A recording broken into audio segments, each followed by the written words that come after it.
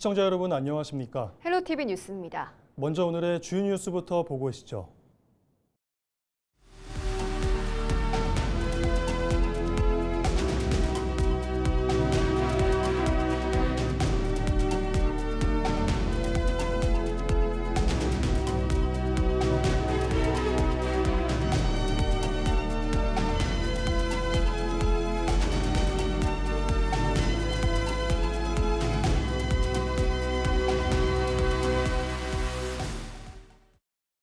제12대 강원도의회 전반기 의장에 국민의힘 박길선 의원이 선출됐습니다. 강원도의회는 6일 제347회 임시회 1차 본회의를 열고 의장단 선거를 진행했습니다. 의장 선거에는 3선의 박길선 의원이 단독 출마해 선출됐고 부의장에는 국민의힘 홍성기 의원과 더불어민주당 정재웅 의원이 선출됐습니다. 도의회는 이날 본회의에 이어 제12대 도의회 개원식을 열고 4년간의 의정 활동에 돌입했습니다. 원주시의회 제10대 전반기 의장에 더불어민주당 문정환 의원이 선출됐습니다. 문정환 의원은 6일 의장 선거에 출마해 26명의 원주시 의원 중 26표의 찬성표를 받으며 만장일치로 의장 자리에 앉게 됐습니다. 서로를 배려하고 존중하는 화합의 마음으로 제10대 원주시의회가 오직 시민만을 바라보며 원주시의 발전을 이끌 수 있도록 동료원 여러분의 아낌없는 조언과 적극적인 협조를 당부드립니다. 부의장에는 지난 지방선거에서 다번으로 당선된 더불어민주당 김지현 의원이 만장일치로 선출되면서 2년 동안 부의장 역할을 하게 됐습니다. 한편 원주시의회 제10대 상임위원장 선출은 오는 9일에 진행될 예정입니다. 제12대 춘천시의회가 6일 첫 임시회를 열고 전반기 의장단을 구성했습니다. 전반기 의장에는 더불어민주당 소속 3선 이휘자 의원이 선출되면서 개원 이래 최초의 여성시 의장이 탄생했습니다. 부의장에는 국민의힘 소속 3선 정경욱 의원이 선출됐습니다. 제10대 속초시의회와 동해시의회가 6일 첫 임시회를 열고 전반기 의장단을 선출했습니다. 속초시의회는 전반기 의장에 국민의힘 3선 김명길 의원을, 부의장에 국민의힘 초선 권덕수 의원을 각각 선출했습니다. 또 동해시의회도 전반기 의장에 국민의힘 4선 박주현 의원을, 부의장에 더불어민주당 초선 김창래 의원을 각각 선출하고 본격적인 의정 활동에 들어갔습니다. 설악산에서 추락 사고로 골절상을 입은 등산객이 7시간에 걸친 구조 작업 끝에 병원으로 이송됐습니다. 지난 5일 오전 11시 40분쯤 인제군 북면 용대리 설악산 두문폭포 인근에서 60대 여성 A씨가 하산하던 중 미끄러져 15m 아래 계곡으로 추락하는 사고가 발생했습니다. 기상 악화로 헬기 투입이 어려워지자 설악산 국립공원 특수구조대와 강원특별자치도 119 산악구조대 등 30여 명은 들것을 이용해 약 7시간 동안 환자를 이송한 뒤 119 구급대에 인계했습니다. 이날 오전 7시 20분쯤 양양군 기사문항 동쪽 7.4km 해상에서는 홀로 조업 중이던 4.6톤급 어선 선장 B씨가 실종되는 사고가 발생했습니다. 강릉 해경은 경비함정과 구조정, 인근 어선들과 수색 끝에 A씨를 발견해 심폐소생술을 실시한 뒤 119 구급대를 통해 인근 병원으로 이송했습니다. 강원특별자치도와 동해시, GS가 동해 AI 데이터 센터 조성을 위한 업무 협약을 맺었습니다. 강원도는 6일 도청에서 우상호 도지사, 이정학 동해시장, 홍순기 GS 부회장 등이 참석한 가운데 협약식을 열었습니다. 이번 협약은 정부의 AI 산업 경쟁력 강화 정책에 발맞춰 동해 부평산단의 AI 데이터 센터 캠퍼스를 조성하고 지역 경제 활성화를 위한 협력 체계를 구축하기 위해 마련됐습니다. 동해 AI 데이터 센터 캠퍼스는 2028년까지 동해시 부평 제2 일반 산업단지 내 약 7만 평 뷰지에 1.2기가와트 규모로 구축됩니다. 삼척 바리리 주민들과 지역 시민단체가 동해 쌍용 CNE의 석회석 광산 개발을 즉각 중단을 촉구하고 나섰습니다. 바리리 광산개발대책위원회는 지난 4일 삼척시 도계읍 바리리에서 결의대회를 열고 광산 개발로 분진과 소음, 진동 피해는 물론 식수와 동굴 생태계 훼손이 우려된다며 사업 전면 재검토를 요구했습니다. 참가자들은 주민이 참여하는 민관 공동조사단을 구성해 환경 영향을 원점에서 다시 검증하고 주민 동의 없는 광산 개발 절차를 즉각 중단해야 한다고 주장했습니다.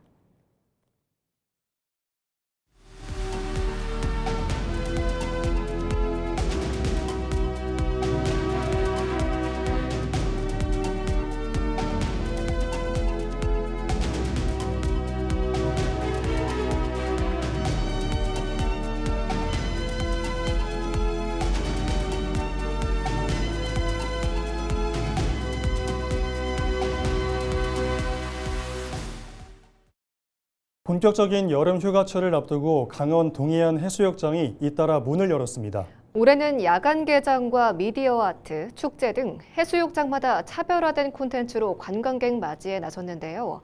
동해안이 벌써부터 들썩이고 있습니다. 보도에 최성식 기자입니다. 푸른 바다를 배경으로 원색의 파라솔이 백사장을 가득 메웠습니다. 아직 이른 피서철이지만 해변에는 모처럼의 여유를 즐기려는 관광객들의 발길이 이어집니다. 3일 속초 해수욕장이 문을 여는 등 동해안 해수욕장들이 본격적인 손님 맞이에 들어갔습니다. 여기가 가장 아이들이랑 놀기에는 여기가 제일 좋은 것 같아서 여기로 골라서 왔어요. 바다가 더 매력적이죠. 왜요? 바다가 아이들이 더 보기에 풍경이 맑고 물이 잘 보여서 더 매력적인 것 같아요. 해변 한쪽에서는 외국인 관광객들이 시원한 바다를 만끽합니다. The weather is really nice. We were worried it was going to rain, but it's really pleasant. The waves are a little strong, but it's a nice day. Nice day for the beach. 속초 해수욕장은 오는 21일부터 다음 달 12일까지 한시적으로 밤 9시까지 야간 해수욕장을 운영합니다. 이 기간 국내 최대 규모의 백사장 미디어 아트와 DJ 파티 등 여름 축제가 펼쳐집니다. 강릉도 본격적인 여름 관광 시즌에 막을 올렸습니다. 3일 강릉 경포해수욕장에서는 비치비어 축제가 개막해 사흘간 이어집니다. 이처럼 올여름 강원 동해안 해수욕장들은 저마다의 특색 있는 콘텐츠를 앞세워 관광객 유치 경쟁에 나섭니다. 강릉은 축제와 주야간 관광 프로그램을 연계해 체류형 관광을 확대하고 속초는 야간 관광 콘텐츠를 강화했습니다. 양양은 서핑과 해양 레저를, 동해는 가족형 휴양 프로그램을 운영하는 등 해수욕장마다 차별화된 매력을 내세우고 있습니다. 근데 해변뿐만 있는 것은 아니라 자연 경관, 산과 호수 다 어우러져서 이루어졌기 때문에 관광객들이 많이 오는 걸 생각하고 작년 한 해 한 860만 명 찾아주셨는데 올 여름에도 우리 자연이 친화적인 여건을 잘 조성한다면은 우리 연계해서 관광객들이 작년보다 예년보다 좀 더 많이 오지 않을까 그런 기대를 하고 전국적으로도 홍보를 더 열심히 하고 있습니다. 강원특별자치도는 올여름 동해안 해수욕장에 전문 안전요원 600여 명을 배치하고 안전 그물망을 설치하는 등 피서객 안전관리를 강화하기로 했습니다. 다양한 볼거리와 즐길거리를 앞세운 강원 동해안이 지난해 피서객 860만 명을 뛰어넘을 수 있을지 관심이 모아지고 있습니다. 헬로티비 뉴스 최성식입니다. 지난해 원주시 시설관리공단이 추진했던 가로청소 운영체계 개편안을 두고 노사 갈등이 불거졌습니다. 현재는 공단과 노조, 원주시가 협의체를 꾸려 개선 방안을 논의하고 있는데요. 환경미화원의 안전은 강화하면서도 생활권 청소를 확대하는 다른 도시들의 청소 행정과 비교해 원주의 청소 정책은 어떤 방향으로 가야 할지 관심이 모아집니다. 이다혜 기자가 보도합니다. 원주시 시설관리공단은 지난해 11월 가로청소 운영체계 개편을 추진했습니다. 퇴직 등으로 자연 감소한 환경미화원 정원을 충원하지 않고 골목길과 이면도로 일부를 노인 일자리 사업으로 전환하는 대신 환경미화원은 대로 중심 청소에 집중하도록 청소 구간을 조정하는 것이 핵심이었습니다. 공단은 팽창하는 도시에 대응하기 위한 효율적인 청소 체계라고 설명했습니다. 이번 조정의 결과 진행에 대비 인력이 고정적으로 배치되는 구간의 수가 12개 감소하나 이로써 고정 배치되던 직원은 청소 기동반으로 편입되어 청소 민원에 더 유연하고 기민하게 대응하게 될 것이며, 하지만 환경미화원 노조는 시민들이 가장 많이 이용하는 골목길과 생활권 청소가 약화될 수 있다며 반발했고, 노사 갈등은 원주시 의회 행정사무조사로까지 이어졌습니다. 의회는 청소구간 조정의 적정성과 구간조정위원회 운영, 원주시와 시설관리공단의 관리감독 책임까지 조사하며 제도 개선을 요구했습니다. 이후 당시 시설관리공단 이사장은 임기를 채우지 않고 퇴임했고, 현재는 공단과 노조, 원주시가 정기협의체를 운영하며 개편안을 다시 논의하고 있습니다. 이 과정에서 다른 도시들의 청소행정 방향도 살펴볼 필요가 있습니다. 환경미화원의 안전과 근무 여건은 개선하면서도 생활권 청소는 더욱 촘촘하게 만드는 것이 최근 청소행정의 흐름입니다. 환경부는 환경미화원의 안전과 작업환경 개선을 위해 새벽 작업을 줄이고 주간 작업을 확대하는 등의 정책을 추진해왔습니다. 서울 은평구와 강북구 등은 골목길과 이면도로 등 생활권 청소를 강화하고 주민이 체감하는 청소 품질을 높이는 방향으로 청소 체계를 개편하고 있습니다. 시민들에게는 이제 좀 더 질 좋은 청소 서비스를 제공하고 공단 노동자들에게는 이제 안전하게 일할 수 있는 이런 조건들을 만들어주고 또 공단으로서는 효율적인 경영을 할 수 있는 이 세 가지 부분들이 균형감 있게 좀 조정이 돼야 된다라고 생각하고 있습니다. 청소행정은 시설관리공단의 경영 효율만으로 접근하기 어려운 공공서비스입니다. 깨끗한 도시 환경은 시민의 일상과 직결되는 기본 서비스인 만큼 공단의 운영 자율성과 별개로 원주시가 시민 중심의 청소행정 방향을 제시하고 책임 있게 조정해야 한다는 목소리가 나옵니다. 현재 공석인 시설관리공단 이사장 공모가 진행 중인 가운데 차기 이사장이 효율성과 공공성을 어떻게 조화시켜 시민이 체감하는 청소행정을 만들어갈지 주목됩니다. 헬로티비 뉴스 이다혜입니다. 지난해 기획보도를 통해 춘천 강촌 상권의 침체 상황 전해드린 바 있는데요. 강촌리 일대가 국토교통부의 지역특화 도시재생사업 대상지로 최종 선정됐습니다. 골목형 상점가 지정에 이어 잇따라 활성화 사업이 추진되면서 지역에 변화가 예상됩니다.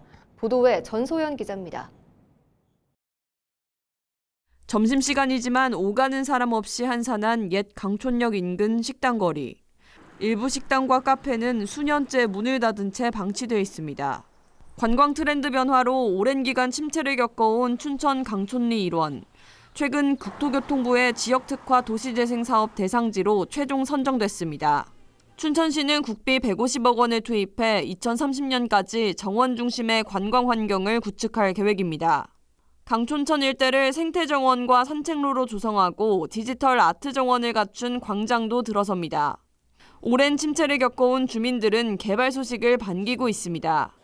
주민의 한 사람으로서는 말 그대로 엄청나게 아주 환영을 하고 볼거리를 제공함으로 인해서 외부에서 오는 손님을 많이 좀 받았으면 좋겠다는 그런 생각으로. 여기에 최근 강촌이 골목형 상점가로도 지정되면서 상인들의 기대감도 커지고 있습니다.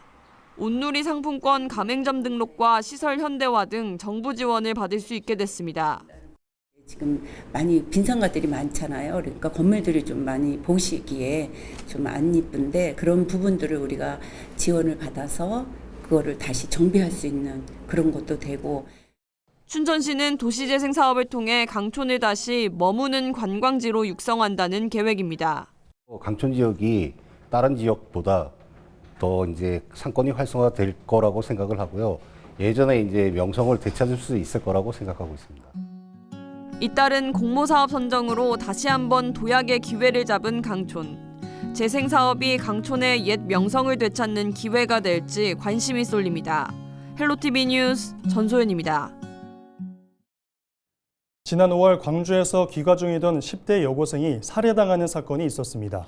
청소년이나 여성을 대상으로 한 강력범죄가 끊이지 않으면서 등하교하는 학생들이나 학부모들의 걱정도 클 텐데요. 경찰과 교육당국, 지자체가 안전한 등하굣길을 만들기 위해 손을 맞잡았습니다. 정승환 기자가 보도합니다. 이른 아침 학교 앞, 등교하는 학생들에게 손바닥만한 크기의 기기를 나눠줍니다. LED 전자 호루라기입니다. 전자호루라기는 이렇게 버튼을 누르면 즉시 경고음이 발생해 위기사항을 신속히 알릴 수 있도록 만들어졌습니다. 늦은 밤 귀갓길 교통사고 등 안전사고 예방을 위해 LED 안전등과 랜턴 기능도 갖췄습니다. 경찰이 사용하는 제품과 동일한 기능입니다. 걸어 다닐 때 오픈용 호루라기가 있으면 조금 더 안심이 될 것 같습니다. 아무래도 어두운 길에 다닐 때는 혹시나 누가 뒤에 따라오나 확인하는 경우도 있어서 있는 게 도움이 될 것 같습니다. 전자호루라기는 학생들이 상시 휴대할 수 있도록 가방이나 교복에 탈부착할 수 있게 만들었습니다.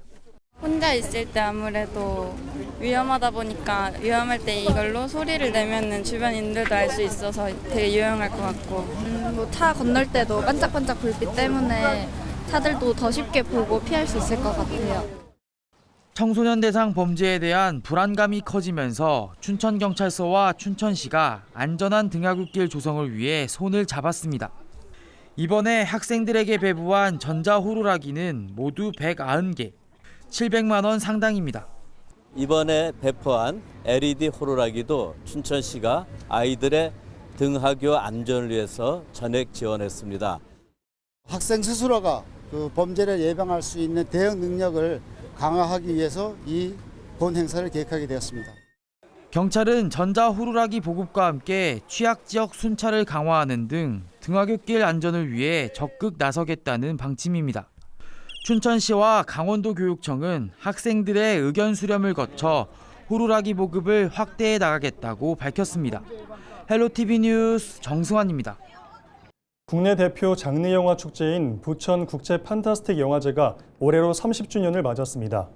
그동안 장르 영화에 주목해온 영화제는 올해 AI 영화 상영을 확대하는 등 영화 산업의 미래를 조명할 예정인데요. 축제는 오는 12일까지 부천 일대에서 이어집니다. 이정아 기자가 취재했습니다. 중국 배우 판빙빙과 프랑스의 이자벨 위페르까지 평소 한자리에서 만나기 힘든 세계 영화인들이 레드카펫에 등장했습니다. 부천국제 판타스틱 영화제의 막이 오르자 팬들의 환호가 이어집니다. 판빙빙이 온다고 그래서 저는 그냥 미리 한번 와봤어요. 부천 사는데 부천에 이런 행사 한다는 게 좋은 것 같아요. 이번 영화제의 슬로건은 뉴에라 뉴스킨. 중국 원하평 감독의 무협 영화 개막작 표인 풍기대망을 비롯해 50개국 321편의 작품이 관객들을 만납니다. 세계적인 장르 영화 감독들의 신작을 소개하는 시그니처 섹션에서는 작품 19편이 선보이고 아시아 장르 영화 특별전은 올해부터 3년에 걸쳐 공개됩니다. 영화제가 걸어온 30년 발자취는 곳곳에서 만날 수 있습니다. 영화제 30주년을 맞아 제작된 메인 조형물 판타스틱 포털입니다. 스마트폰 카메라를 이렇게 가져다 대면 특별한 AR 콘텐츠를 만날 수 있습니다. 올해 영화제가 가장 주목하는 변화는 AI. 국제경쟁 부문 부천 초이스 AI에서는 AI 영화 15편이 공개됩니다. 또 이준익 감독 등 유명 영화 감독들도 짧은 영상 콘텐츠인 쇼폼 작품을 선보이며 달라진 제작 환경을 반영합니다. AI 기술 발전에 좀 힘입어서 조금 더 영화적 완성도가 높아진 그런 AI 영화들을 많이 선정을 했고 또한 출품수도 많이 증가를 했습니다. 기존에는 장편이 선정이 되지 않았는데 올해는 장편 2편도 AI 영화를 선정을 하면서 조금 더 그 중요성과 부분이 조금 더 커지고 성장됐다고 말씀드립니다. 30년 전 낯설고 실험적인 장르 영화를 내세우며 출발한 비판. 이제는 장르 영화의 축제를 넘어 AI와 새로운 형태의 콘텐츠까지 품으며 영화의 다음 30년을 그리고 있습니다. 헬로티비 뉴스 이정아입니다. 인제군이 북면 원통리 일원에 가론선 도로 개설 공사를 착공합니다. 가론선 도로 개설 사업은 원통구리 늪둔지에서 원통 8리 어두원교 일원 4.3km 구간을 연결하는 도로 신설 사업입니다.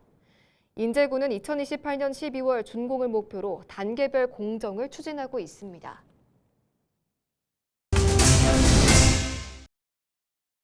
이상으로 뉴스를 마칩니다. 시청해주신 여러분 고맙습니다.